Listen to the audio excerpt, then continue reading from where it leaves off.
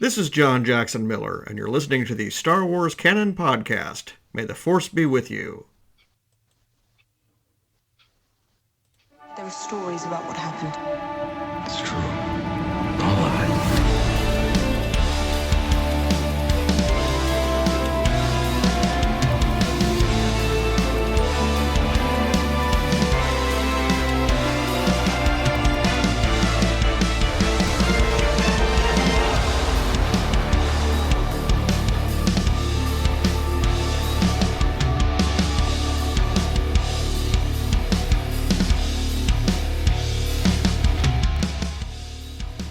Hello, everybody, and welcome to this week's episode of the Star Wars Canon Podcast, episode number 47. I am your host, Brian Miller, and I'm so glad you've decided to join me to talk about our favorite thing in the world, yet again, Star Wars. And as always, I'm not alone this week. I've got the lovely Richard J. with me. How's it going, Jay? All right, Brian, me old mucker, back again, ready to dive in. We don't have really a whole lot in the way of news to talk about this week, but we've got quite a few mailbag questions. We figured we'd make this kind of a mailbag-centric episode. But we do have a couple things we wanted to talk about, and we were talking a little bit about some of this beforehand. But let's just jump right into this, man, because we've got like I said, one or two big stories to talk about, and then that's not even really big stories, and then we'll just get into the mailbag questions. So first, right off the bat, man. We've got word now that Daisy Ridley has kind of changed her stance a little bit and is kind of interested in returning to the Star Wars universe, man. I know you remember when she was saying she was done with it, she wasn't coming back. What do you think it is that made her change her mind about this? Well, I think it's pretty obvious, really. You know, the whole never say never change of opinion. Look at what Disney Plus, look at what content's come out on Disney Plus. You know, The Mandalorian, WandaVision, you know, and all the new shows that have been announced. You know, I can appreciate that for her as an actress, that's something she wants to get her teeth into. The challenge of working in the new techniques that they used to film. You know, I think as an actress, it's something that you never want to say no to. Right, and because you brought up somebody else too. I don't remember what we were talking about. Oh, I think we were talking about the writer wanting to work on Star Wars again from George Lucas's old television show, and I'm of the mindset, just because somebody comes out and says they're interested in working with Star Wars doesn't necessarily mean that it's going to happen. I mean, how many times has Sam Jackson come out and said, as far as I'm concerned, Mace Windu's still alive, I'd love to return. And what's the first thing everybody runs with is, Sam Jackson wants to return to the Star Wars universe. Of course he wants to return to the Star Wars universe. Who wouldn't? You know what I mean? And it's just, it's basically printing free money for yourself at that point. I think her kind of switching her stance a little bit, I think you're right, has a lot to do with the Disney Plus stuff and how successful it's been. But she was pretty peeved by the end of this last trilogy, and was it really at Lucasfilm though, or was it more at the fans? Look, I wouldn't be surprised if there's a little bit of both. I mean, all of the actors seemed glad to be done with it. I think as well, you got to look at the passing of Carrie Fisher. Now, I've never worked on a movie set, so I don't know how close that everybody was. There's a few scenes with Rey and Carrie in the first movie. And there's I'm trying to think now of the second one. Yeah, there's a bit with the second one as well. But they're losing somebody on set who not losing somebody who was cast alongside you. That's got to have a bit of an impact as well, knowing full well that moving forward, you've got to film scenes with either a stand-in for them to be repurposed as to look like Carrie Fisher. Certainly as well, the backlash from fans, that's not helped.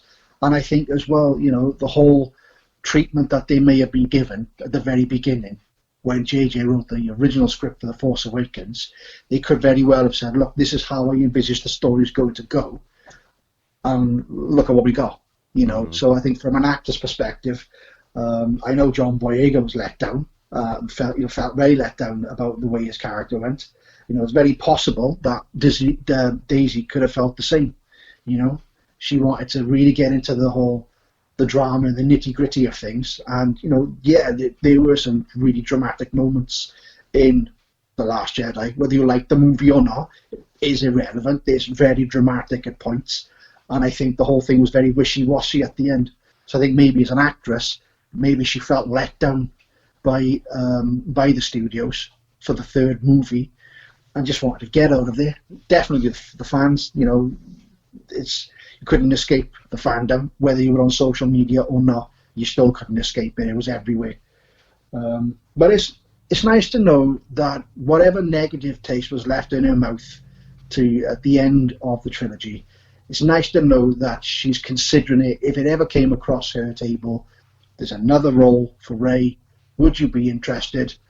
It'd be nice to know that she can come back and maybe really get into something on the in the volume, or you know, or with Filoni or with Jon Favreau. Really, then just leave a nice positive taste in her mouth. Then I think it goes back to what we were talking about before High Republic released, and you brought this up, talking about how you think that, you know, they've got Episode 10 is kind of in their pocket as a backup plan in case the High Republic thing doesn't pan out. Yeah. You know what I'm saying? And now knowing that she's willing to come back and reprise that role, and who says it has to be in a film? You know, she might voice Rey in some animated thing, or, you know, something along those lines, or, you know, in a video game somewhere, something like that. But yeah, I think you're nuts to slam the door on Lucasfilm. You know, it doesn't really matter. Honestly, if I was in a Star Wars film, right? To me, it doesn't matter how well it was received by the fans or not. I'd be an idiot to close that door and to slam it in their face on the way out. Because, like I said, that's just printing money. You know, that's you having job security later on down the road if something comes along. You know what I'm saying? And if you slam that door in their face and you start making these comments on the way out the door, they're not going to do anything with Rey in the future. You know what I'm saying? So I think it only makes sense that she would kind of change her mind about it and you know, put out there that she is willing to return at some point. I think as well, another thing to consider is, as time goes on, say 10 years, right? Mm-hmm. All the children that watched it now, all right, or when the movies came out back in 2015, you know, when they, you know, it's been 6 years this year, but as they're growing older, they will look at her in a completely different light, the character, to what the older generation would. So it's no, you know, I can appreciate as well that there's a fear, young actors get a fear of being typecast in a role. Right. They've got that stardom. They know they're known. They want to dig into some really fabulous Hollywood movie stuff. They want to dig themselves into the independent scenes where they get the real crazy, outlandish movies or the real deep dramas. But then you go the flip side. You look at Robert Downey Jr. Now, I couldn't tell you one film off the top of my head that he's been in, aside from the Marvel movies, even though when they cast Robert Downey Jr. as Iron Man, I laughed at first because I knew Robert Downey Jr. as an actor. I'd seen some of his movies. But because he's so ingrained in my mind as Iron Man, off the top of my head, I can't think of anything he's been in. I know it's silly because I've probably got some of his DVDs or Blu-rays stashed away somewhere, you know, in a box with all the other, you know, Blu-rays and DVDs. But, you know, but he now has got, not now, but for quite some time, he's had this Iron Man role, and also with connecting with the audience on a personal and intimate level. And those children who watched it, and not even children, grown-ups, adults, you know, my partner, who she just recently watched the entire MCU, start to finish, including some of the TV shows. You know, that's, you know, she starts crying when she hears the Avengers theme song, because it struck all the chords with her. Right. And that's never going to leave her. So, you know, it'll be the same for Daisy Ridley and her character Rey. regardless of what she felt like when she left the franchise, the wrap with Episode 9, there's always going to be this connection that she's going to have with the audience. And I just hope that if she does come back, it's some good material. It leaves a positive taste in her mouth and in the fans' mouths as well. Because as long as things start good and end good, a lot of what goes on in the middle just gets forgotten about. Well, a good example of where I kind of see this is kind of related to another situation in another trilogy. Look at Hayden Christensen. You know, I mean, you and I remember when the prequels came out, it wasn't, you know, greatly accepted by a lot of people, but Hayden Christensen caught a bunch of crap because of his portrayal of Anakin. And now we've hit a point, I think, not necessarily a timeline, but I think we've hit a point now where people are starting to embrace him as the character he played and what he did as Anakin. And I'm wondering if we're not going to see that with, you know, Daisy Ridley somewhere down the line at some point. So, yeah, she's changed her stance, open to returning to Star Wars. I guess time will tell if we're going to see Rey pop up again somewhere down the line. And like I said, I think it does have a lot to do with how the High Republic is going to be received as an overall thing. So anyway, that does it basically for the film news. We got a couple things we're going to talk about with the novels. First off, there's really no new novels released yet, but this week we're going to be seeing the release of Alphabet Squadron Victory's Price. It's the third book in the Alphabet Squadron trilogy, and the junior novel for The Rise of Skywalker is also releasing on March 3rd. So, Jay, you've read the first two Alphabet Squadron books. I think you're at the same kind of outlook of it as I am. Yeah, I'm not bothered. Truth be told, I'm not bothered. You know, I'm not bothered. You know, I'll pick it up. Of course I will. You know? Oh, yeah. But honestly, it's just not gripped me at all. And unfortunately, I think the more canon novels that come out, at least for the original, at least for the Skywalker saga, the more of those canon novels come out that are set around that time, the less and less I'm interested, because I think the authors are told, right, okay, you're given this 2 or 3 week window of time, and you've got to write a story that fits in that 3 week window. Okay, great, fine. They make their story, but it doesn't connect to any other story. Mm-hmm. So, I mean, I know you'll always get stories like that. It'll be a one-off novel or a trilogy, but it just doesn't seem like I'm getting rewarded. If I pick up the next book, and then I pick up another book that's set, say, a month after the final Alphabet Squadron comes out, or even a couple of years after the events in the Alphabet Squadron trilogy. You know, there's never any reference or mention of them. Mm-hmm. I don't feel rewarded for reading it. And once you've read it, it's a once and done thing. There's nothing to go back to. So, yeah, Alphabet Squadron, Tuesday, 2nd of March, and Rise of Skywalker, isn't it? The junior graphic novel, which could be cool. The artwork for that could be cool, but yeah. Yeah, with Alphabet Squadron, I think the only other piece of canon material that it's had any connection to, even remotely, was Squadrons. I think there was a mention in there of Alphabet Squadron, and there was, I think, some of the cosmetics you can get. I think there's an Alphabet Squadron logo you can get. But yeah, like you said, it doesn't really go back to anything else. It's kind of its own self-contained story. And so far, and don't get me wrong, I know there's people out there that love Alphabet Squadron, absolutely adore it. I'm not knocking those people. It's one of those book trilogies that I'm just not entirely. It's just not my cup of tea. You know, it's not gear. It's just one of those things where I'm like, okay, well, I'll just read everything else that's coming out.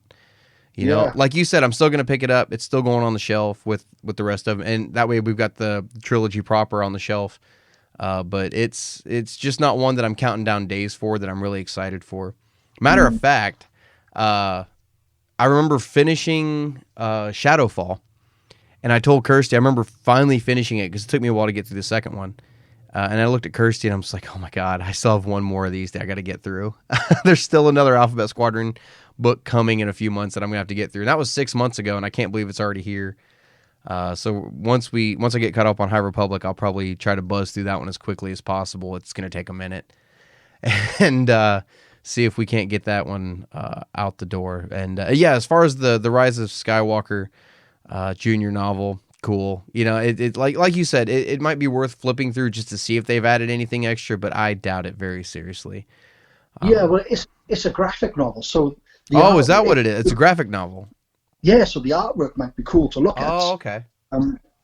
But I've never really read much in the way of graphic novels. There was one or two old EU graphic novels that I read, but I've never really been into graphic novels. It's don't get me wrong. Obviously, there's a market for it, and if you like it, you do you, boo boo. Mm-hmm. But it's it's not for me, but it's something that's there if you want to pick it up. Yeah, exactly. So. Also moving on with the comic news, it's basically the same kind of thing right now. On March 3rd, we've got 3 comics coming out. We've got Marvel's High Republic number 3, IDW's High Republic Adventures number 2, and IDW's Star Wars Adventures number 4. As far as the High Republic comics go, I haven't started them yet. I've got them, but I haven't started them yet because I'm almost done with Light of the Jedi, and I started to read High Republic number 1, and then I instantly saw something that I'm pretty sure is a spoiler for the book, and I'm like, I can't read these until I finish the novel. So I haven't read any of the High Republic comics yet, none of them. But as soon as I finish Light of the Jedi, you bet your ass I'm going to be picking them up. So yeah. But anyway, that's really all there is in comic news too. Jay, have you read any of these High Republic comics yet? No, I don't particularly read the comics that often. Just purely because I'd have no place to store them. I know I can get them online, but it's not something I've really looked into. So I'll read them. I'll get them online. Usually as well, I'll follow another YouTuber that'll be streaming them usually every Wednesday, and I'll tune into that YouTuber's live stream. Carl, yeah, name drop. Yeah, we have had Kyle on the show too, by the way. So. Real cool guy, absolute blast to talk to, man.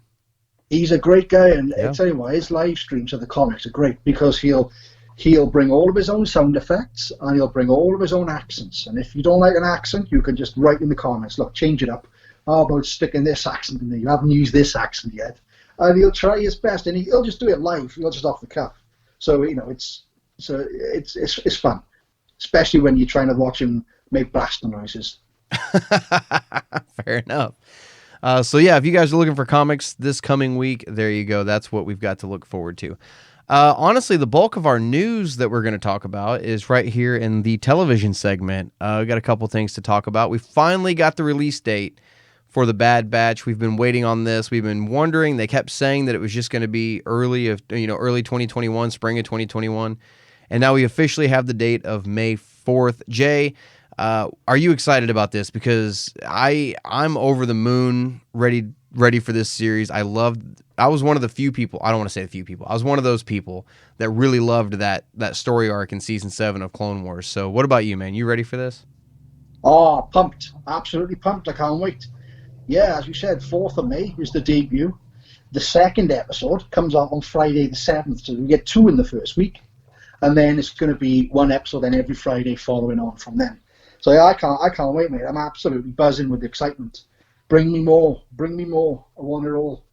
Yeah, no, I'm over the moon. And because I saw quite a few people talking about, excuse me, how they weren't real excited for Bad Batch because they didn't really care about those episodes in season 7 of Clone Wars. But I remember when Kirsty and I sat down and we watched that story arc.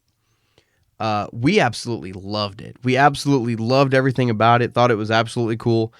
You have this team of defect, mutated. I don't want to say mutated, but I guess that's basically what they are: genetically mutated clones with these special abilities that they put together into the Bad Batch. And I think that lends itself really well to storytelling, especially considering where this series is going to take place at, and kind of where the clones were during the first days of the Empire.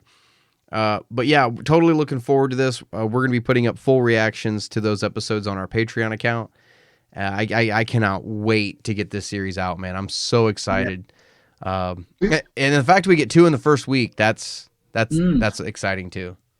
Because, as you said, right, these guys, they've been, I mean, all the clones are genetically engineered and they've all been altered, you know, the high training, the shorter lifespan, the growth accelerant. But as you said, these guys have been altered. Now, what's the potential legacy of these troops? Because obviously, Palpatine's the one who's pulling all the strings. So these troops, right, you got one that's unbelievably strong. You've got the Avengers. You've got the Avengers in Star Wars. These are the Avengers, right?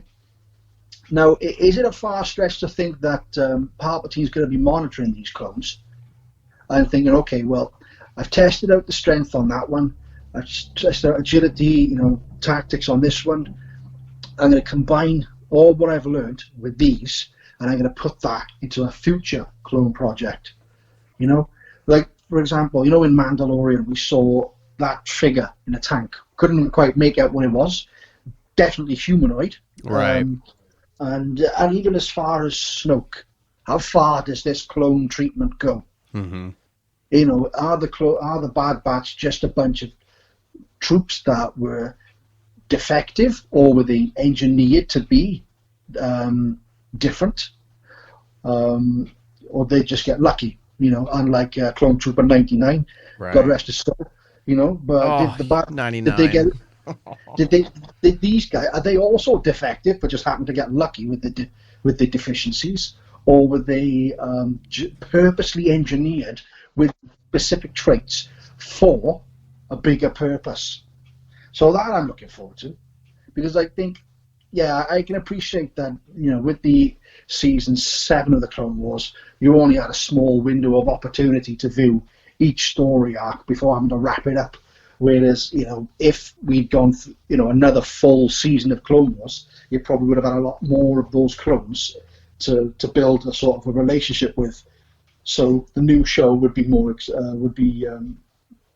a lot more exciting to, you know, the prospect of the new show would be a lot more exciting to people.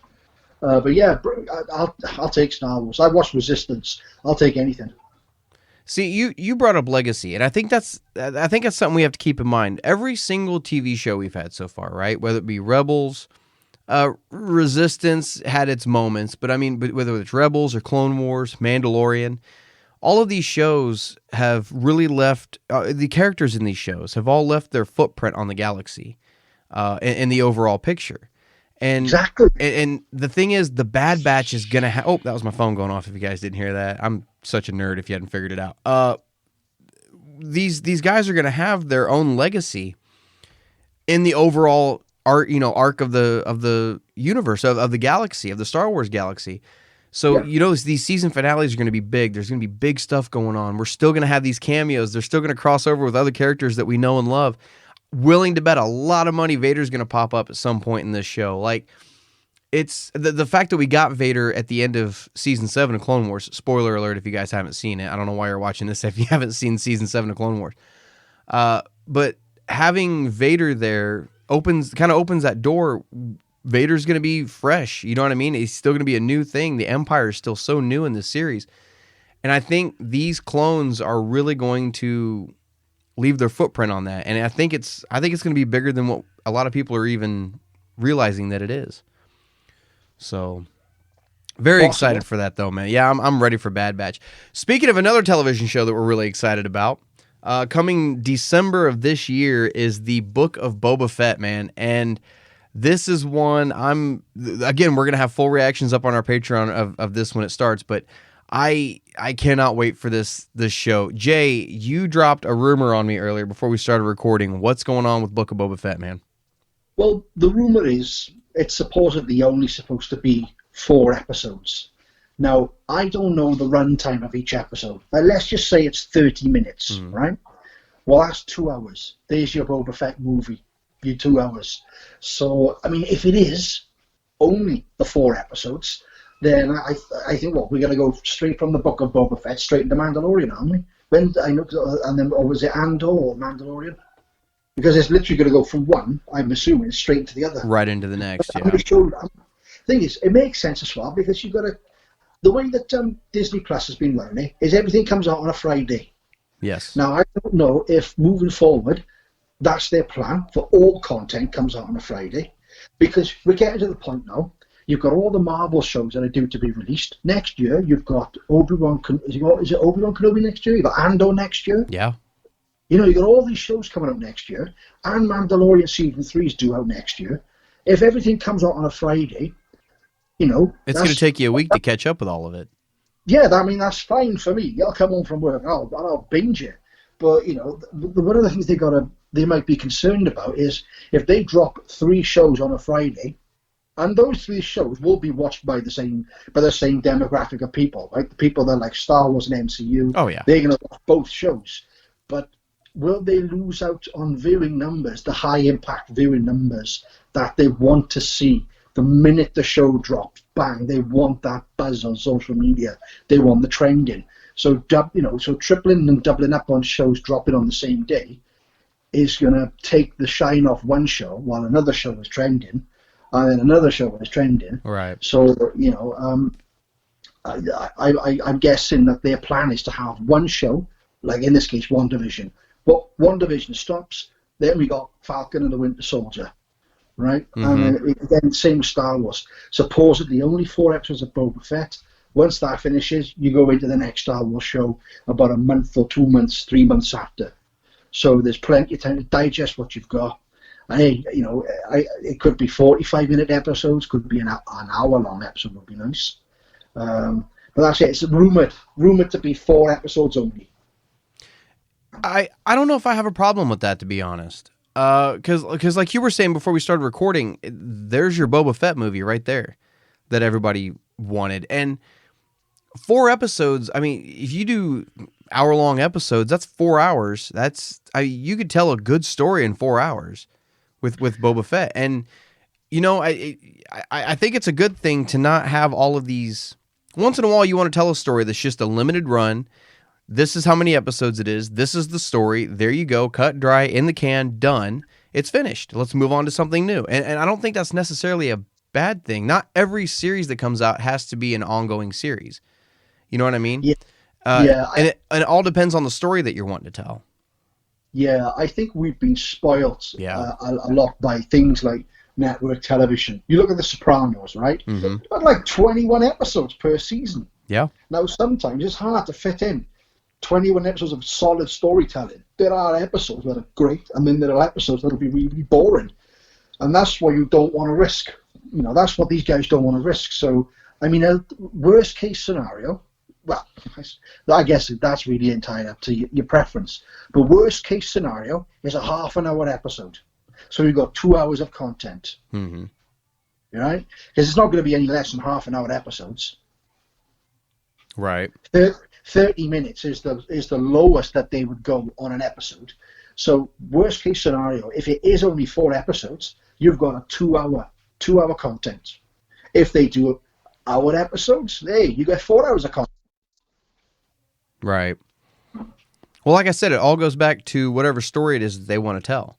Mm. You know, if it's the story of how he escaped the Sarlacc, then yeah, we could tell that story in 2 hours. You know what I mean? Or, you know, how he was hunting down Cobb Vanth, or then he hunted down the Mando. You know, I mean, that could be a really good, a good story to tell. You know, because I mean, or you know, you could just make that a complete mystery. Boba Fett's always been a mystery. Oh, we know what he looks like now. Well, now he's got this new mystery. You know, this new mysterious aspect to him. We don't know how he got out. So, well, yeah, that's it. Yeah, and so maybe this could be something entirely new. This could be something we completely see coming out of left field, and I don't know. Maybe it's him. I don't know, being the new mob boss on Tatooine. Well, you know what I'm saying? What I'm expecting it to be. Now, this isn't based off anything. This is just my brain thinking. So, I think it's going to start off, as you said, with him getting out of the Sarlacc pit. Next episode is going to be him chasing down Cobb Vanth, and it's going to end where the post-credit scene was. It's going to end with him sitting on the throne. Oh yeah, and that's it. So we've already seen how it's going to end. We're just going to go through Boba's versions of events and how we got there. You know, after he left on the Mandalorian season 2 finale, where Boba came in as the mock attacker of the shuttle, and then he bolted straight away, and we didn't see him for the rest of the episode, apart from the post-credits scene. Well, he would have had to have come back from Ming-Na Wen because she was with the rest of the team. Boba Right. was on his own. So it could very well be that it'll follow him when he jumps out. What was he doing? Then comes back, picks up Ming-Na Wen, wherever she's going to be. Well, Fennec Shan, not me, not the actress. Yeah, I knew what you meant. Yeah. Picks up Fennec Shan, right, wherever she's going to be, because we didn't see him come back and pick her up at the end of the episode, but we know she's with him. So I'm thinking it could be, if it's only 4 episodes, I think it's going to be, okay, this is how he got out of the Sarlacc pit. This was him chasing down Cobb Vanth and then meeting up with Fennec Shand, how he repaired Fennec Shand, how their relationship blossomed, and how they got together and took over Jabba's palace. Yeah. Boba's palace. Boba's palace. Yeah. The Fett Den. So we got the Fett Den set up and leave her there and gauge the reaction from fans.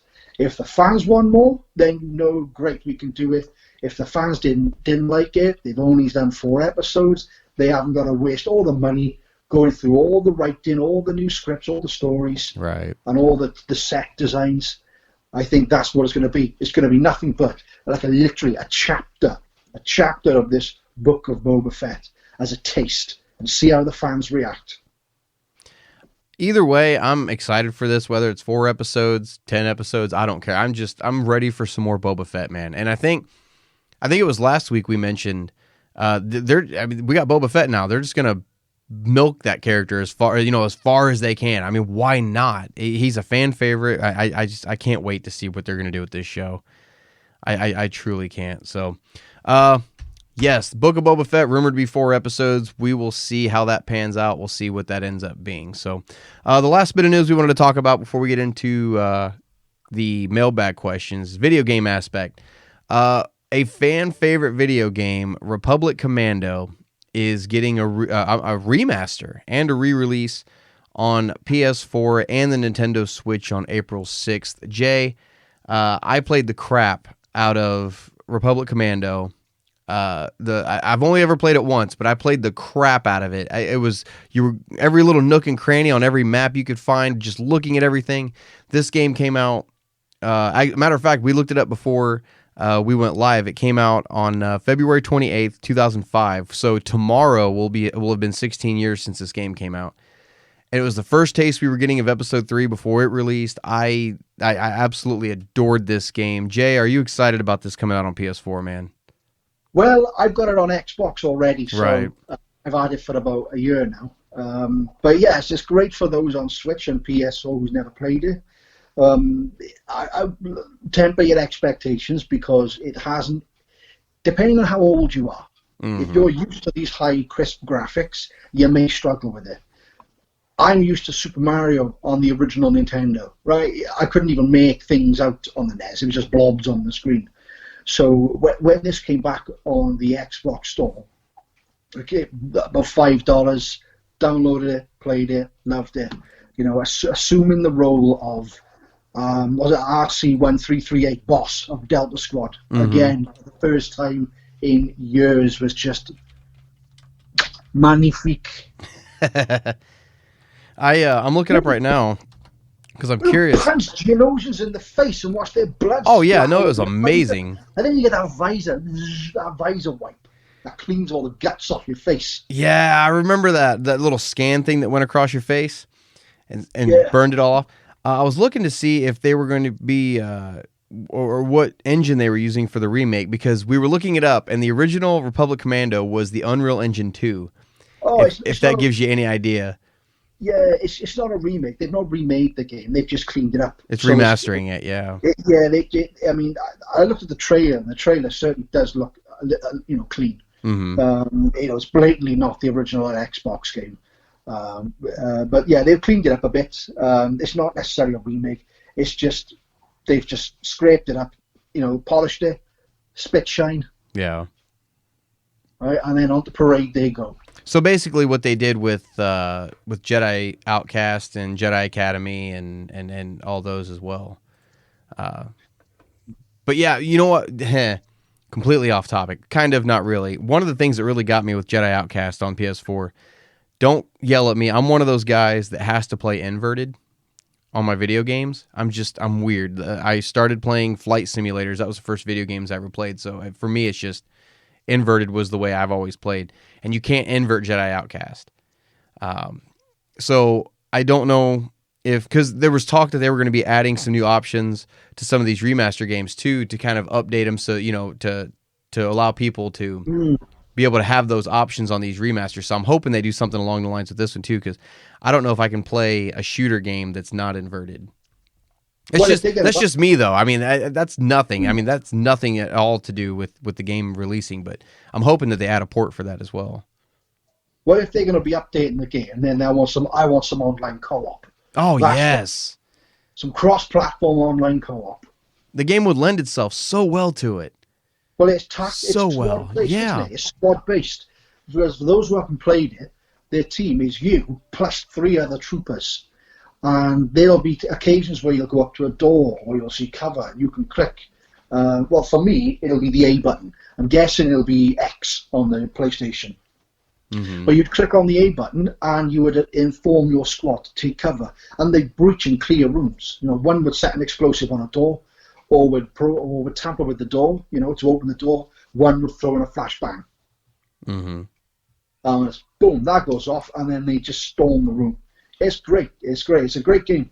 And as the leader of Delta Squad, you've got a range of all of the weapons. You have to find the attachments first. You've got a pistol that's got unlimited ammo, so you haven't got to worry about the reloading. But I believe there's a cooldown on it if you use it too much. Then you've got your typical rifle, sniper rifle, and then a heavy gun as well. And they're all just attachments that you fit onto your blaster. Mm-hmm. So it's for those who haven't played it, give it a go. Give it a go. If finances allow, give it a go. It's a great game. It's a great story. You just clones on Geonosis, kicking the shit out of Geonosians. I am kind of battle droids. Oh yeah, and the droid yeah, and the B2 battle droids, and anything that they throw at you. I am happy though to see some of these games going on Nintendo Switch now though. Because, we've got a couple people on our Discord server who love the Nintendo Switch. There's not a lot of Star Wars games for it. And this is the second bit of news in the last month that we've gotten that there's a Star Wars game coming to Nintendo Switch. So I think... Hi, Tim. Do what? Hello, Tim. Talking to you, Tim. Yeah, we're talking about you. I think it's cool. I think it's... not personally, I'm not a Nintendo Switch guy, but I think it's starting to show that somewhere down the line, I might have to get a Nintendo Switch, man, to be able to play some of these games. We may get one somewhere down the line that is exclusive to that, and it honestly wouldn't shock me. Yeah, well, the thing is as well, if Lucasfilm or Disney more than Lucasfilm, but if Disney can see that these titles are selling, then they'll be more inclined to put money towards them and look about further expanding those areas. Not necessarily that particular story. They say, okay, well, this Clone Trooper game worked really, really well. We've re-released it. It's done decent money, more money than what we would expect a game of this stage to make. Let's give them a Stormtrooper game. Yeah. And then we can DLC it and patch in the First Order Stormtroopers as well. There you go. Yeah. There's your Stormtrooper game, and there's your sequel. You've got a sequel now to that Stormtrooper game. So the Republic Commandos, the Imperial Stormtroopers, and the First Order Stormtroopers, there's your trilogy. I like it. Well, that is set to release on April 6th. I'll probably end up picking it up for PS4 just so I could give it another run through. Like I said, it's been a long time since I've played Republic Commando. I wouldn't mind revisiting that and going with it. Even though it's not technically canon, yeah, we'll still have fun with it. Who cares? So that does it for the news segment. Let's get into some mailbag questions. We've got 6 questions lined up for you guys this week. How do you guys get a question on the Star Wars Canon Podcast? You can email it to us at starwarscanonpodcast@gmail.com. You can send us a message on our Facebook page, or if you're listening through the Anchor app, you can send us a voice message that way. And like I said, we've got 6 questions lined up this week. Let's get into these. Question number 1 this week comes from Christina Lynch.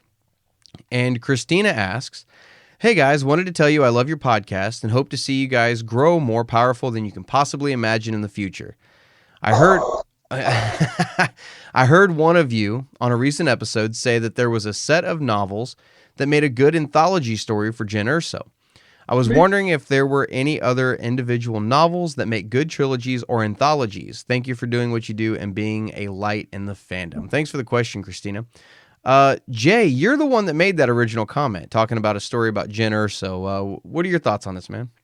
Okay. Hi, Christina. Okay, so for me personally, I would go to Claudia Gray. She's got the 2 Leia-centric novels, the one set when Leia's a child, teenager, and Bloodlines. And I think if you couple those 2 with Lost Stars, which shows, we all know the story of Lost Stars, those who have read it, it goes through the entire original trilogy from the perspective of others. All right, you've got Leia's perspective on the main screen. You can watch that in the movies, but I think couple Lost Stars with Bloodlines and the Leia Princess of Alderaan novel, and I think you've got a really good trilogy. We were talking beforehand, Jay. There's really not a lot of books that go together that kind of, individual novels at least that kind of go together and tell a large story. But there's a couple that come to mind, like you said, the Leia books. If you're just talking novels alone, not films or anything if you're just talking only novels, Phasma and Black Spire kind of go hand in hand. Black Spire is technically a sequel to some of the present day stuff that was going on in Phasma. It's the same characters. It's Vi Moradi and Captain Cardinal. So those 2, I think, would be really good back to back to each other. And then Resistance Reborn and the novelization for The Rise of Skywalker. Not necessarily the film, but the novelization for it. I think those 2 lend themselves really very, very well together. And honestly, I think that's about it, really. You could have an argument made for Catalyst and Tarkin being a good one, because I think, what did you say for Jyn Erso? It was Catalyst, Rebel Rising, and Rogue One? That's it, yeah. So those 3. Yeah, those 3 are a really good group of novels for the story of Jyn Erso.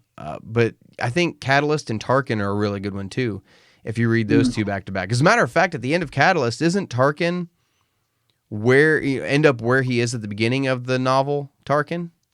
If I'm not mistaken, I feel like it is. It could be. It's been a long time since I've read Catalyst and Tarkin. But yeah, those 2 can go together. You've got, there's a shared story through all them with the construction of the Death Star. Of course, all being in the background. We know the construction of the Death Star because we know how Star Wars pans out. But there's a shared sort of story thread that goes through them, getting Galen Erso, the research and development team, to get all these gun towers set up. Some are working on shields, and another on the super weapon itself. So there is a shared sort of thread. There's nothing wrong with you reading Tarkin, Catalyst, Rebel Rising, Guardians of the Whills, and then going into Rogue One. Like you said, if we're just talking novels again, this kind of opens up a bigger can of worms than I thought it was going to at first. Because when you look at these anthology films, these, Solo, a Star Wars story, and Rogue One, a Star Wars story. Now with the novels, I think we kind of have a hint as to what they were trying to do with these spinoff films. And Solo had a little bit more to do with Rogue One than we realized it did. If you read the novels, at the end of Solo, there is a neat little scene that I swear to this day should have been in the movie. It should have been in the film, where Enfys Nest takes the coaxium that they got at the end of Solo, and they deliver it to Saw Gerrera and Jyn Erso. Jyn Erso's there. And it was a nice little scene that they put in there, but it kind of connected Solo with Rogue One a little bit. Now, I don't think you need to read those back to back. It's just a nice little cameo scene, but had we gotten another anthology film, another standalone film, there's no telling what it could have been, and it could have really linked those 3 films all together. You know what I'm saying? I don't want to say as a trilogy, but as 3 films that were more connected than what we, really thought they were at first. But yeah, as far as novels going, there's really not a whole lot. I mean, there's trilogies proper that are in the canon. I mean, we've got the Queen's trilogy that's going to be finished here come November. Queen's Shadow, Queen's Peril, and Queen's Hope. We've got a lot of trilogies. Thrawn trilogy, Aftermath trilogy. We're going to have the Alphabet Squadron trilogy. There's several trilogies, excuse me, that do go really well hand in hand. So I definitely check out the Jyn Erso anthology and check out maybe reading Phasma and Black Spire back to back. And like Jay said, the Claudia Gray stuff all back to back. I think those would really lend themselves really well as being anthologies, I guess you could call them. So thanks for the question, Christina. Do appreciate it. Question number 2 this week comes from Tegan Johnson. And Tegan says, Dear Star Wars Canon Podcast, hello there. My name is Tegan. Been listening to your show for about a year now and can really feel the passion you all put forward in your conversations. It's refreshing and listening to you guys always put a smile on my face. I just started reading the canon books and started with Phasma because I really wanted her backstory. I wanted to ask what you guys thought of Phasma's novel and her character as a whole. I feel like she was criminally underused. Thoughts? Thanks for the question, Tegan. Yeah, we were just talking about the Phasma novel a little bit. For me personally, I wasn't huge on the Phasma novel. It's not in the bottom of the list by any means, but it's not anywhere near the top either. I enjoyed it for what it was, but yeah, I do agree. Phasma was criminally underused. I completely agree with that assessment in the films. Jay, what do you think? Because I feel like Phasma, I feel like the death of Phasma was one of those monkey wrenches that Rian Johnson kind of threw towards Lucasfilm that they had to deal with come episode 9. Because I have this sneaking suspicion Phasma is supposed to be in it more than that. What do you think? Well, Tegan, I'll tell you what's criminal. The fact that only now you've picked up the book, because there's so many things I want to talk to you, Tegan, about this book, but it's going to be a spoiler. Yeah, I enjoyed the Phasma novel. She's the warrior outcast. The novel shows, okay, I'm not going to spoil anything, but, it shows her character development, how she forges the relationship with the First Order. And you're right, criminally underused in The Force Awakens. The whole T8R, the traitor scene. Yeah. Why wasn't that Phasma? And if you get towards the end of the novel, you'll know when reading it that Phasma could have been in that position. Okay, I know that Stormtrooper took a blast from an X-wing, but if you read the Phasma novel towards the end, you'll understand that there's a good chance she could have survived that, right, and walked, or been dragged off, or limped. No, you can't drag Phasma off. That shows weakness. Phasma would never allow it. She could certainly be struggling to get up after the fact. Maybe someone helps her and she just punches him straight in the face. Brianna Tarth, man. Knock him straight in the mouth. Smash his jaw in, and then get back into the ship. Now, Brian, you know as well as I know what I'm referring to about Phasma. Mm-hmm. And if you don't, I'll school you later. But I can't talk about it now because Tegan hasn't got to the part in the book. She's just read it. She's just picked it up. So there's bits towards the end of that book which made my jaw drop. And I can't even talk about it. Tegan, hit me up on Facebook when we've read it. As far as Phasma goes as a character, I liked her on screen.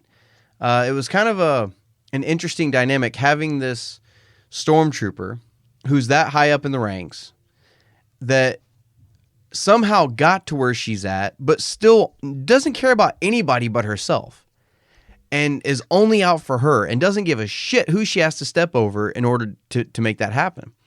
Because she gets things done. Yeah. A bad bitch. She gets things done. Yeah. And do you know what I like?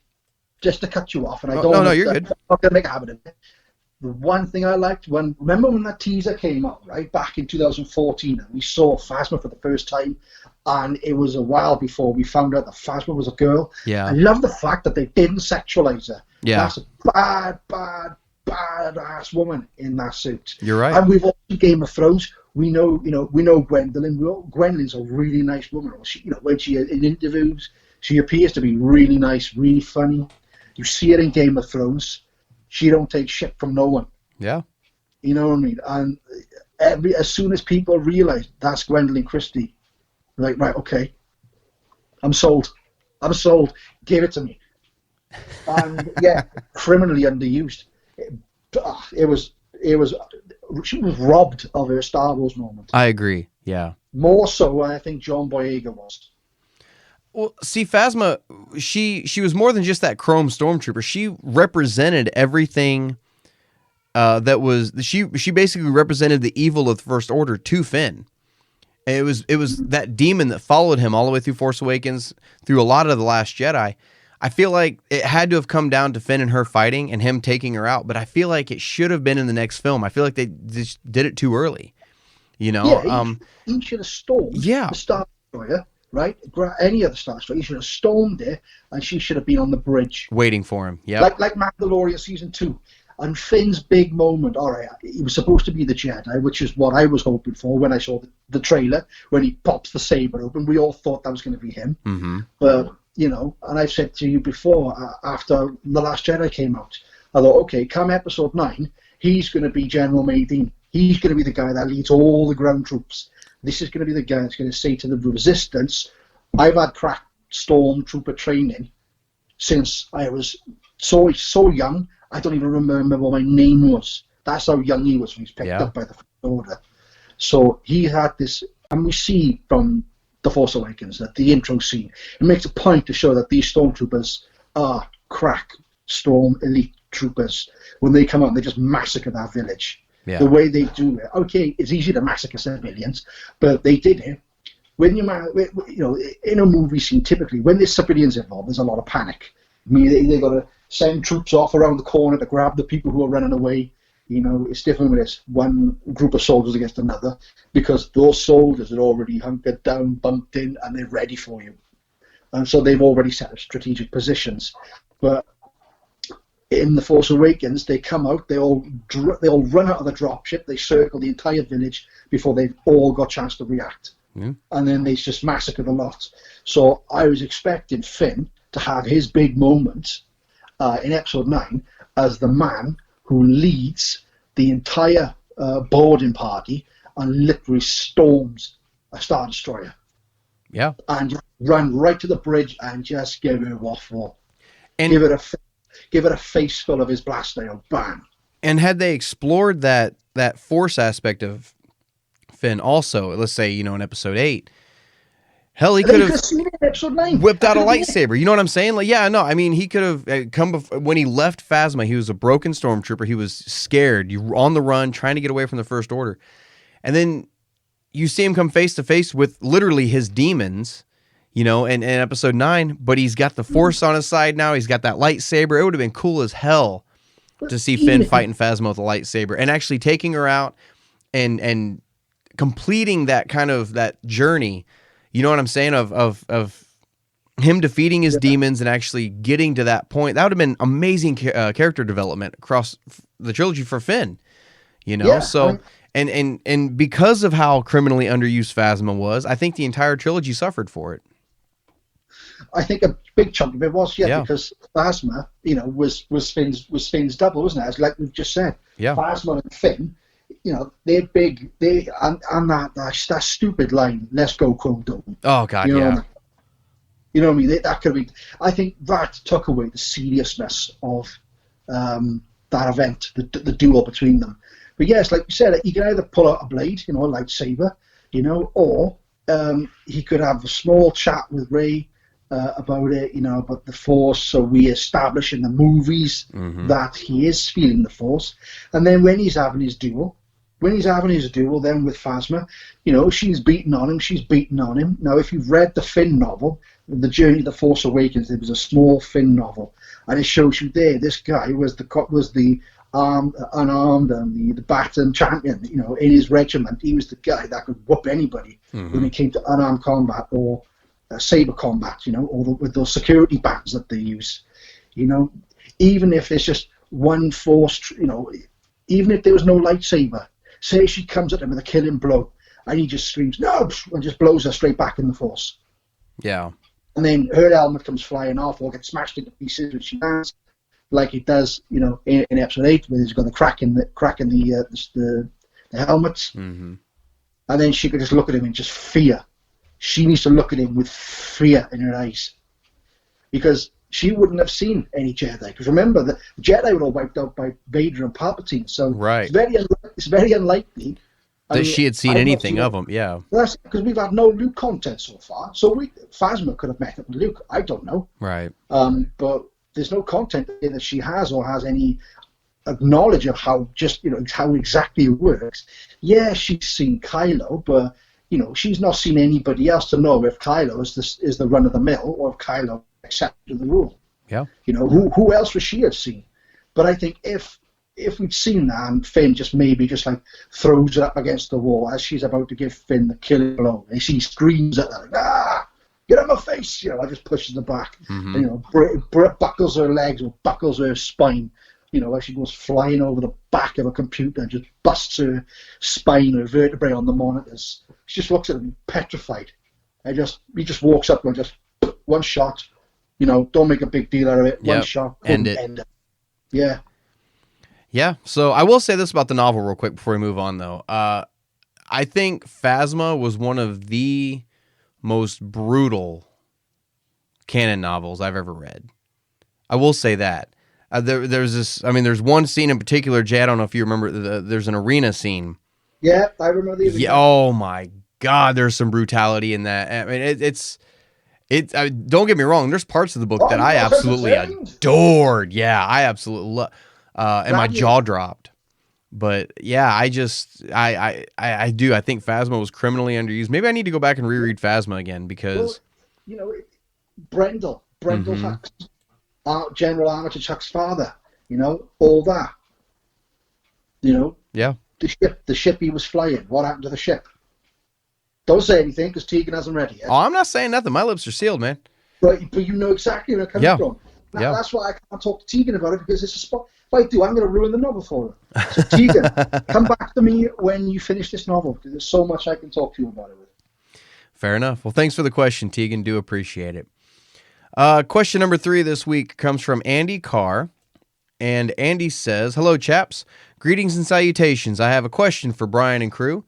If Luke spent most of his time on Tatooine, growing up, and Leia was traveling through hyperspace all the time, isn't Leia technically older than Luke now? Can't wait to hear your discussion on hyperspace physics. Haha, cheers." So hyperspace physics are is something that we've talked about a couple of times cheers, on this podcast. Yeah, cheers, old boy. The only hint we have at hyperspace now, and really the High Republic is building on it a little bit more the way it works. First off, physics in Star Wars, you might as well just throw that book out the window because there's no physics. That galaxy's got an entire different set of physics than what our galaxy obviously does. But this is an interesting question because there's been a couple of times where we've talked about in canon, we've read about how hyperspace kind of works. And in Bloodline, there's one scene where Leia's I don't remember who she's talking to, but she says, "You see that star right there? That's Alderaan." And they're like, "Well, I thought Alderaan was destroyed." She goes, "It was, but the light from the explosion hasn't gotten here yet. So the further away from home I am, the closer I feel to it. I can still see it." And so hyperspace is weird. It's one of those things.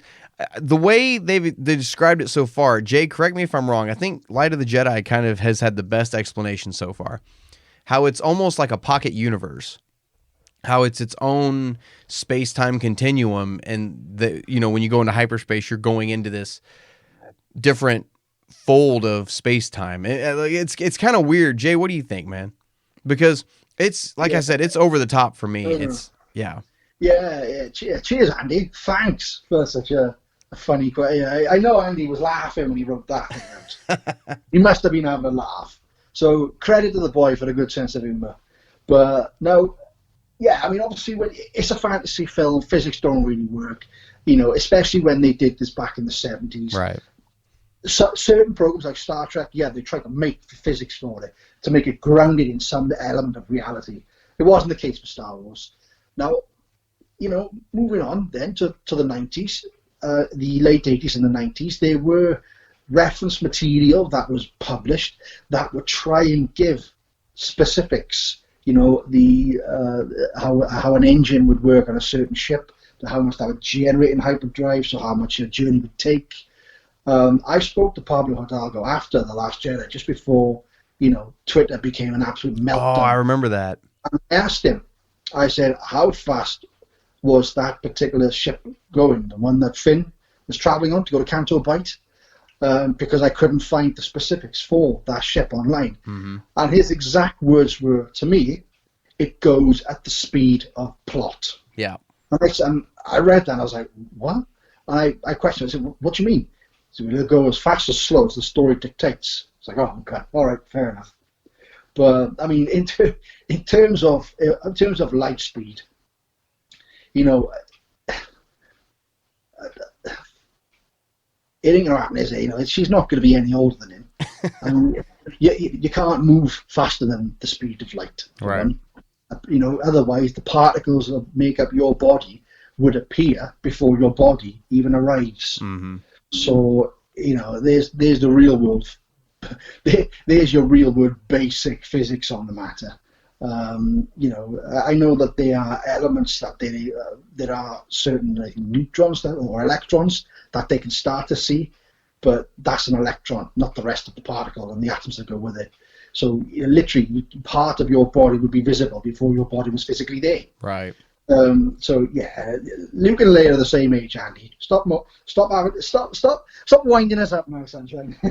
Well, see, there's one YouTube video in particular that I like to watch. I actually fall asleep to. It's like a half hour long. It's from a YouTube channel called Cool World. No Mike Zero, is it? Do what? No Mike Zero, is it? No, there's no Mike Zero. But this guy, it's a half hour long video, and it's a really interesting video about traveling at the speed of light and stuff like that, or at least getting close to it. And he breaks down time dilation, which is a real thing. Time dilation is I mean, even satellites orbiting Earth have to be on a different clock because time moves slower up there than it does down here. Which is weird. Yeah, the closer you are to the center of gravity, for some reason. Resistance. That's why that satellite is flicking around so quickly. Yeah. So the way he described it was, if you were in a ship that could constantly accelerate, and you could accelerate away from Earth, for you, the round trip may be like 22 years, but by the time you come back, like 200 years would have passed on Earth. So technically, if you want to, let's just apply our physics to the Star Wars galaxy for a second, which would ruin everything. But just for the sake of the argument, let's just say this. Technically, by those physics, Luke would be older than Leia. It would be the other way around. So there's never been a definitive, like, these are the rules of hyperspace. Kind of like Jay said, it's just the speed of plot. So it's a movie. It's a fantasy universe. Let's just take it for what it is at face value, at least for the hyperspace aspect of it. But it is something interesting to think about. Yeah, go watch Planet of the Apes. It tells you all tells you all you need to know in the first Planet of the Apes movie. Back in the 70s, the guy travels off, comes back, and about 1,000 years have passed, and the world's a mess. Interstellar's a good one too. Interstellar's that's a damn good movie if you want to really get into some physics and stuff. Because there were even quantum physicists who were watching that movie going, geez, they got it right. Like, holy crap. So definitely go check out that one too if it gives you any ideas. So thanks for the question, Andy. Do appreciate it, good brother. Question number 4 this week comes from Doug Parsons. And Doug says, hey guys, I have a question for you. Why didn't Obi-Wan give Luke a different last name when hiding him on Tatooine? Seems like Skywalker's a pretty uncommon name. So why wouldn't Obi-Wan have taken the extra step to protect Luke? Jay, you want to hit this one? Okay. Yeah. Hiya, Doug. How's it going, sunshine? Well, simple answer to that. Vader wasn't his father in the original script. That's right. That was it. Had things been different, had George had that idea before A New Hope, then you could very well have been called Starkiller, Luke Starkiller, which was the original name, wasn't it? Luke Starkiller, the Adventure of Luke Starkillers. But in the original script, Vader was Darth Vader. Anakin Skywalker was a separate person, which is why there was never any reason to hide the name. It's just one of those things you just got to go with. Yeah. But then, it's such a big galaxy, and because the boy was kept, in a position where he was on a moisture farm, even if he wanted to fly his T-16 Skyhopper, it was a big issue between him and his uncle. Couldn't even go to Tossie Power Station to pick up some power converters. The guy's off the grid completely. So it's not as if Luke was clued in to what was going on in the galaxy. He wouldn't have been a presence that I don't think Vader even would have considered. But I mean, you still got that. Well, he was on his uncle's farm. Surely Vader would have gone there. But why would a Vader have gone there? He would have had no reason to go there. Right. His mother's buried there. His mother's buried in the farm, on the premises, on the grounds of the property. There would be no reason why Vader would have gone there. It all boils down to it wasn't a thing in the 70s. So yeah, that's basically all it is. Now, if you're looking for a canon explanation, I ain't got one for you, because there's nothing. The only thing that I could possibly think of is that maybe, I don't even want to go this far, that maybe it's a legacy thing, so that, maybe Obi-Wan was like, well, we'll just leave the name Skywalker. And then when he grows up, then we can at least say, if he does save Vader, then maybe we can say that's, Luke Skywalker saved Darth Vader. And that way that kind of fixes the legacy of the name. You know what I'm saying? I don't know. Like I said, there's no canon explanation for it at all. And yeah, if you're hiding the kid, you would think that you would. See, here's the other thing, though. Did Owen and Beru know the whole story? Because I think it's possible. You think, yeah. Owen looks at Beru, it's too much of his father in him. Yeah, that's what I'm afraid of. Yeah. But then another thing as well. Now, obviously, in the movie, we only hear him say, "I'm Luke Skywalker. I'm here to rescue you." Right? That's right. When we first get the whole. I'm trying to think. There's no Skywalker name drop before that, is it? I don't think there is. I think you're right. Do you want to canonize it, right? As far as he's concerned, he was Luke last. Mm-hmm. And then Obi-Wan fills him in. I think you're right. Your father was a Jedi. No, he flew space. He flew freighters. He's a navigator on a freighter. No, he was a Jedi. His name was Anakin Skywalker. Job done. Your name's Skywalker. Whack it in a comic. Well, he never name dropped the name Anakin Skywalker either until Return of the Jedi. Well, yeah, but but he tells Luke that his father was a Jedi. Right. Remember that comic scene? I can't remember which comic it was, but it's Obi-Wan on the Falcon when they're doing the training. Luke's training, with the black shield down on the helmets, and it's just before the training, and it's when Obi-Wan gets a moment with R2, and he bends over to R2, and he looks and goes, "It's good to see you again, old friend." Yes. Remember that? Yeah. Do you remember that? There's only like a one-off comic, just to kind of patch things, just to connect them. I think it was in Princess, Scoundrel, and Farm Boy.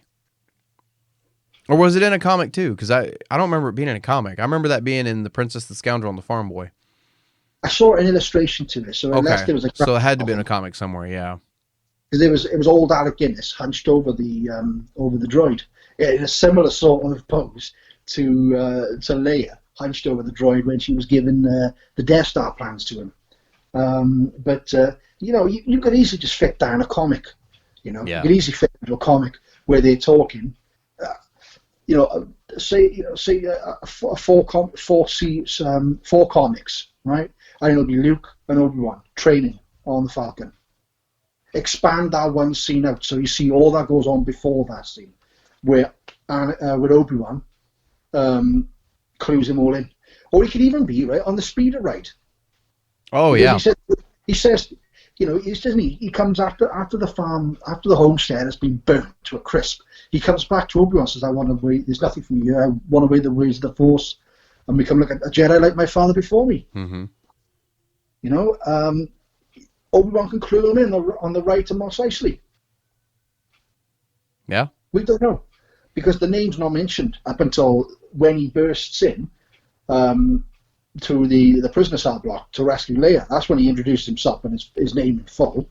So, I mean, really, they could just stick a comic issue around just to explain, and it would patch over that little thing. It's interesting you said that, because I never realized that until the word Skywalker is only mentioned once in A New Hope. I think it is, yeah. It's only once, because even when he was in the X-Wing, they were referring to him as Red 5, and he never once was the name Skywalker ever mentioned again in A New Hope. I never thought about that. So it's an easy thing to retcon over. Oh yeah. sort of correct. Well, not retcon. It was retcon back when Empire Strikes Back came out. But it's an easy thing to fix. A comic run.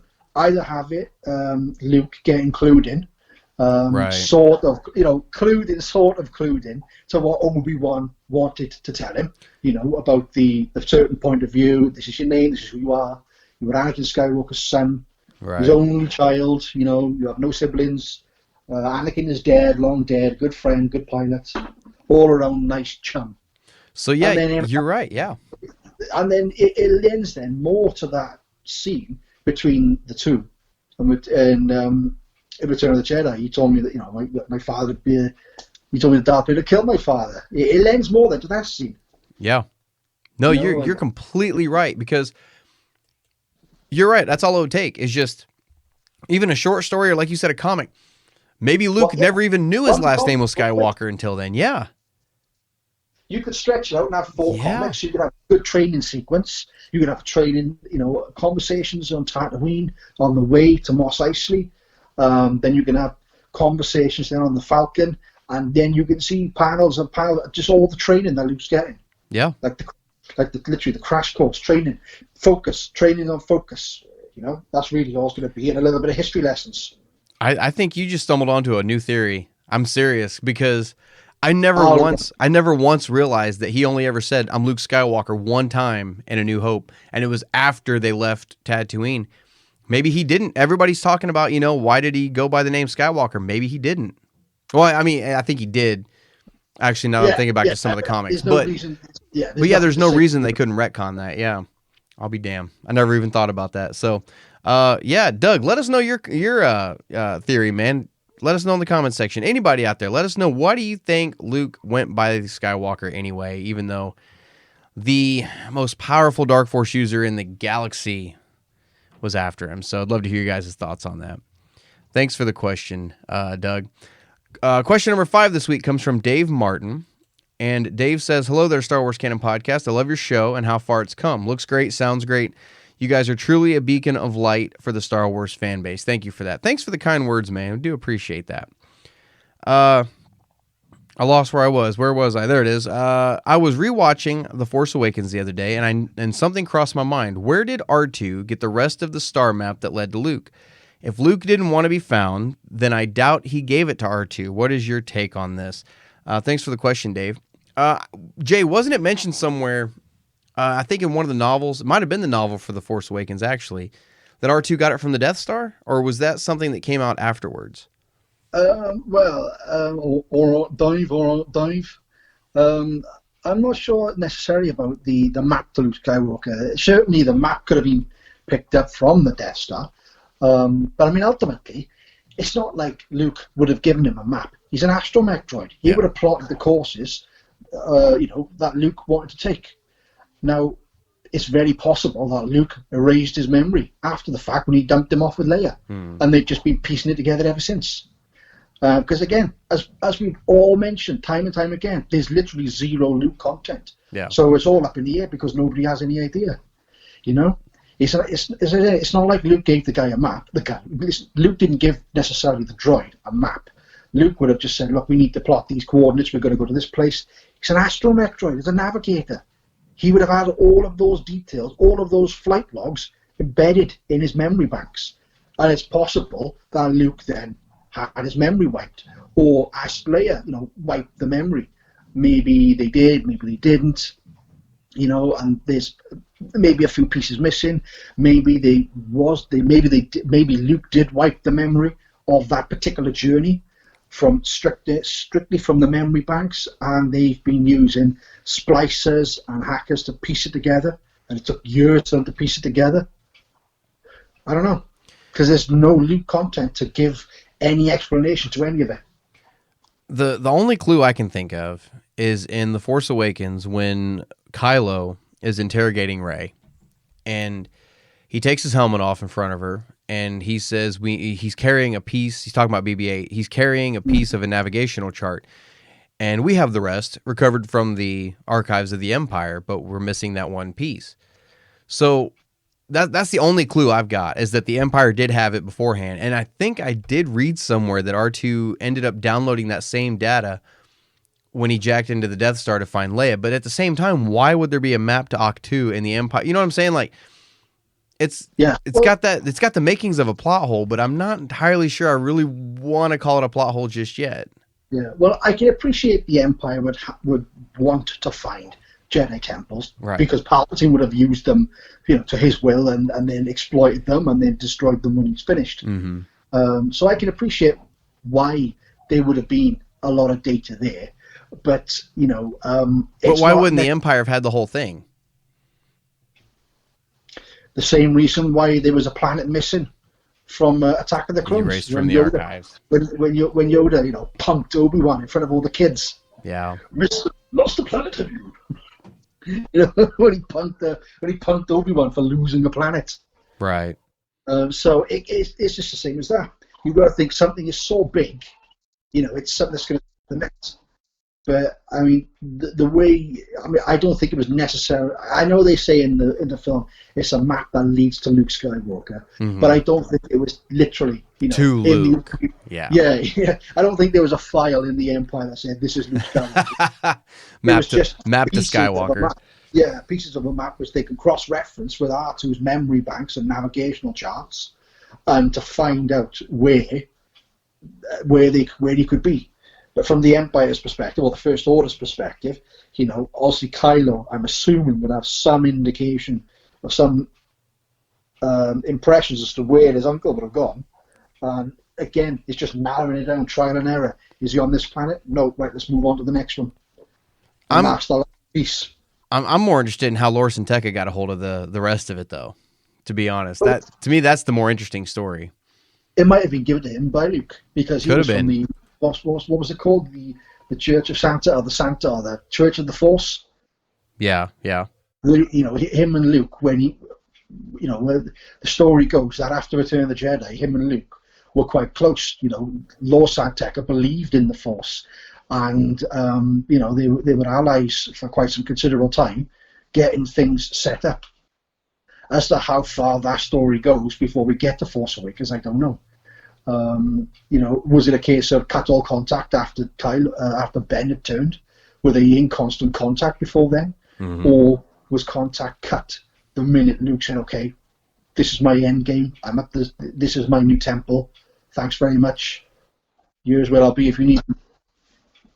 Yeah, I think there's more to it, yeah. I think there's more to it that we haven't seen yet, and maybe we'll get an explanation for it somewhere down the line. Because remember, everybody used to ask, why was there a hole just big enough to shoot a torpedo down on the Death Star that just happened to blow it up? They fixed that one, so I don't know why we couldn't, fix this one at some point too, or at least expand on it a little more. Do you know what? Yeah, I used to love that argument. I think, okay, let's think about it. This thing is the size of a moon. Yeah. The exhaust port for that thing should be state-wide. Oh, yeah. It's an exhaust port that's 2 meters. That guy that engineer was a genius. Mm-hmm. I know they've changed it all, and it was a trap purposely built over years and years and years. But let's look at it before that. It's an exhaust port that's 2 meters. Yeah, for a thing that's the size of a moon. You look at the exhaust port on the car. Yeah. And look at the size of that exhaust in ratio to the size of the car, and then just look at it. It'd be like having a Humvee with a matchstick for an exhaust. Yeah. Well, look at Kylo's lightsaber. That was one kyber crystal, and it had 2 exhaust ports on the side of it to be able to vent itself, even though it was cracked. Yes, I get that, but think about how big the kyber crystals were for the Death Star. And you're right, you had that tiny little pinprick on the side of the Death Star for it to vent out of. Jeez. Yeah, no, I feel like they fixed that plot hole decently well. I'm not going to lie. I think that's the whole point of Rogue One, to be honest, was to fix that. But yeah, no, as far as the map to Luke, hopefully we'll get an answer on it in a comic somewhere, or maybe we did and we just missed it somewhere. We didn't realize that's what it was. But yeah, I right now there's really no good explanation as to why R2 had the rest of that map when he could have just woke up and gave it to him right off the bat. I think it was a plot device. That's all it was. So thanks for the question, Dave. Appreciate it. And the final question this week comes from Amanda Schmidt. And Amanda says, how did the second Death Star get built so quickly? The first one took almost 20 years to build, and the second one was 4 years. Also, how long did it take to build Starkiller Base? Keep up the great work, guys. She's got a good point, man. Well, yes and no. I remember how you're going, love.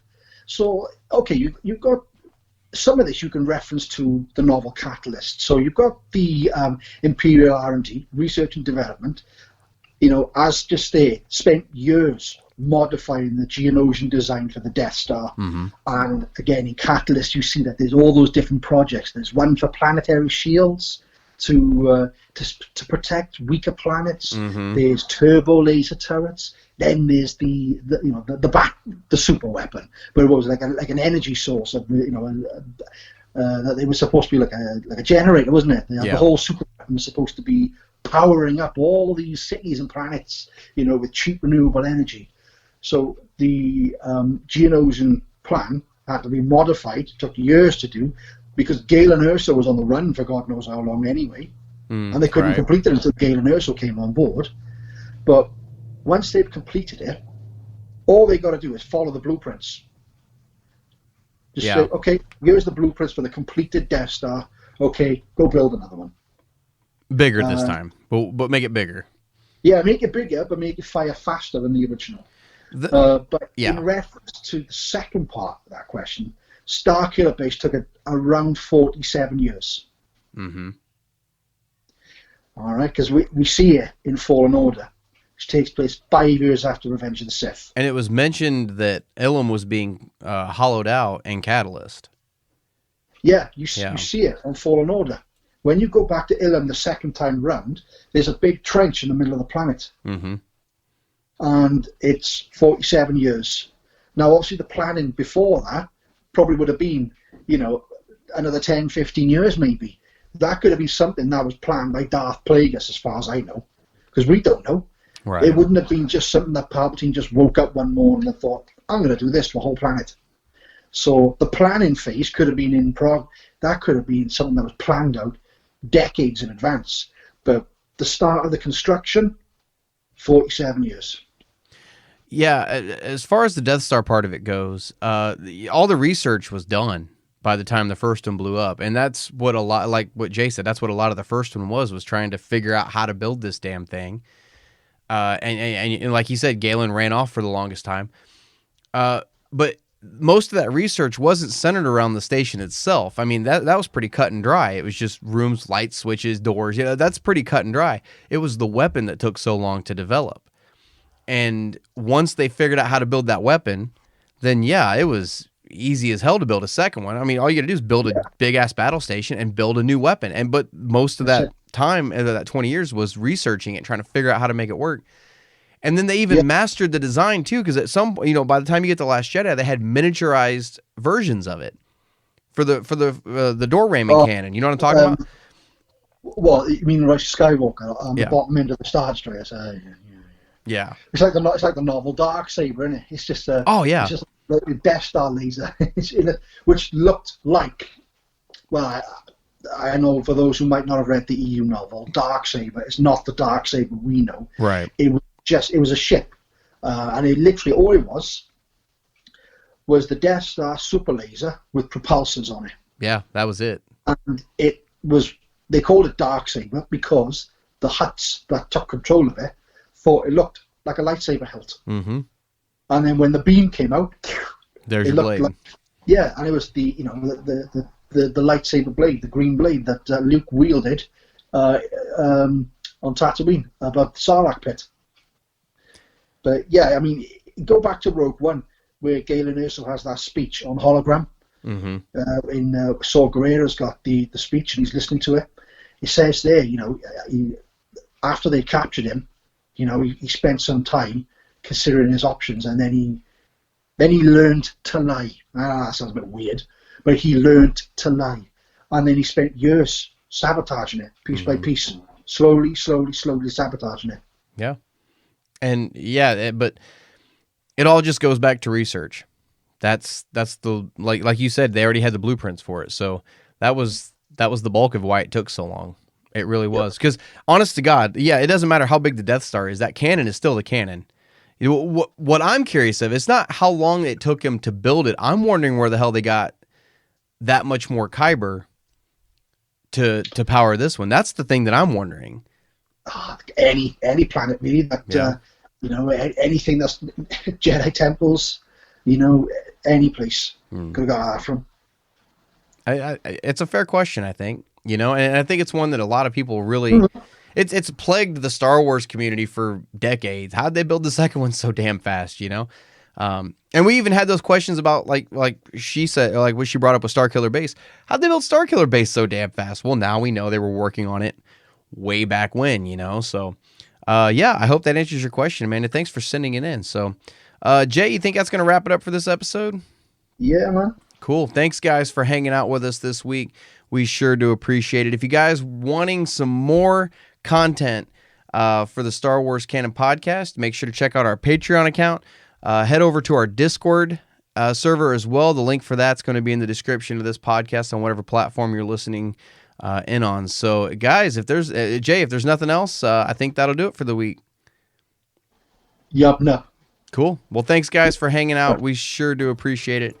And until next time, guys, this is Brian and Jay signing off. May the Force be with you guys.